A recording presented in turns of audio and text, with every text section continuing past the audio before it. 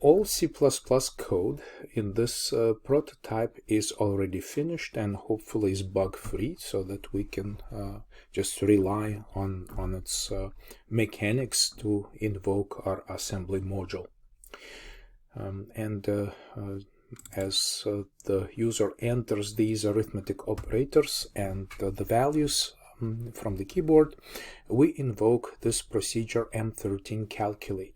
So just before we switch over to our assembly code, I want to kind of keep in view the extern declarations that we use. So there are three elements here that we include in the at the C++ level as externs. Of course, this is the global variable, and by the way, extern keyword in C++ makes this not a declaration, actually not a definition, but only a declaration.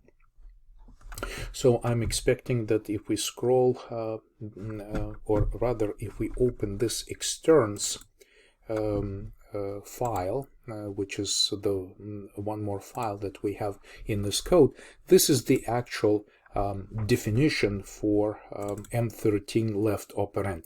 This is our total. This is the total that is displayed as a first portion of all the output, and when we say equals, this is also its value is displayed. This global variable keeps the left-hand side operand right here for our arithmetic operators, and the right-hand side operand that the user enters on the keyboard. So this is one part here. The second one is M13 calculate, which is using standard calling convention, and that's what we're going to be looking at in our assembly module. And we also here keep print error, right? Print error is also part of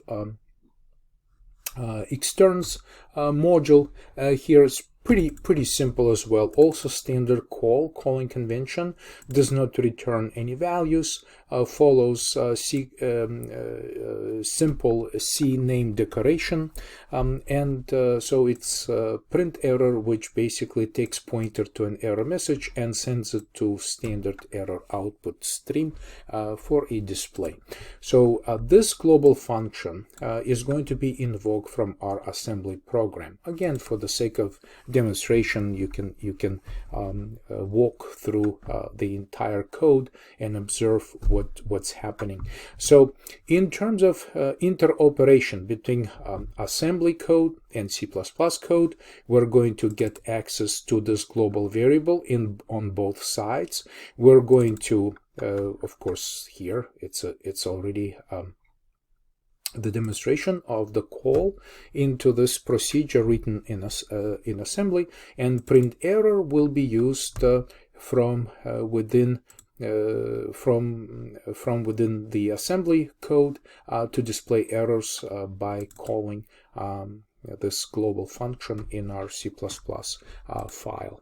So this is the initial setup, and so let's take a look at the assembly module.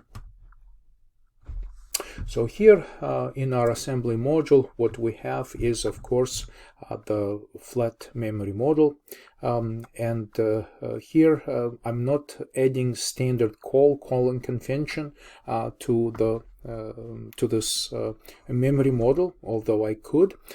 So we're going to be using this specifier of the calling convention next to each procedure definition. So sometimes it will be different because sometimes if we call like standard C runtime library functions, these functions will be using a C calling convention. All right, so let's take a look. We use procedure prototypes, so all the procedures that appear in this module are declared with the prototype directive. also M13 calculate, since we call it from C++, also is declared public. So I'm just going to close the Solution Explorer, and you see that the public declaration here makes this procedure externally visible to the linker, so that the linker can find that this name corresponds to this public name defined in assembly module. And then it's followed by the procedure prototype, and then the actual handlers for the handler procedures for each arithmetic operator are listed right here. So they all basically take the right-hand operand and implement their respective operator in these handlers, to add values, to subtract values, to multiply them, divide, and so forth. So this is the initial setup. Then we also say that we are going to use procedures, and in fact not just procedures but also symbols defined in other modules, which is C++. As promised, we're going to be calling this function print error, which we define in M13 externs right here. So we're going to be calling this function. So we declare it because it's standard calling convention as extern with underscore in front of it, and specifying that this is a near procedure. And at 4, of course, is a required part of the name decoration, which corresponds to the fact that this function is taking pointer, which is double word size value in our flat memory model. And I was also really tempted to show you in this code how to call a variadic function in C standard library, which is printf, right? It's a very popular function, which is the formatted print. So we provide a format string and display. We can print using C runtime library, and this is the lib file with include lib that we need to include, as we did in our previous laboratory exercise M12. So then, of course, this is yet another part that has to be specified as externally defined symbol. Okay, so this global variable is double word, and this symbol is a procedure. So both of these procedures are declared as near in terms of their location away from our code. So what happens next is we go to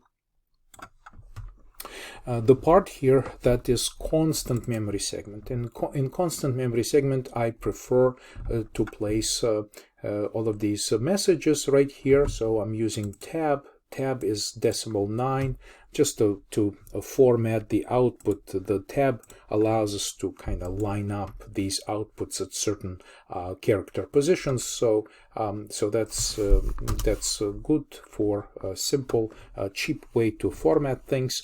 So here, this is what we're defining here is possible error messages that could be the result of attempting our calculations.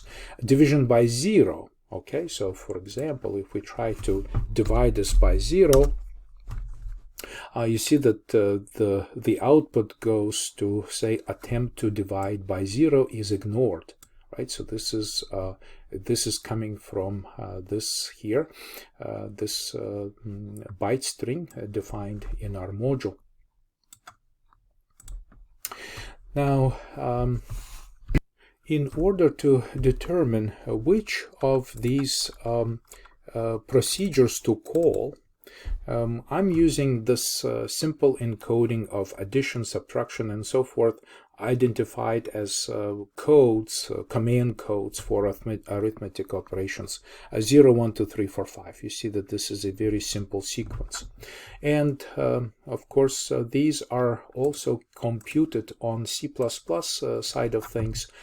So these codes, you can see 0, 1, 2, 3, 4, 5, 6, are computed right here in get operator code, which we do. We can convert the operator character right here using the switch statement to an integer operator code. So this is where the codes are generated, and this is where they become defined as constants, so we can analyze them and decide which procedure should be invoked to handle the appropriate operators.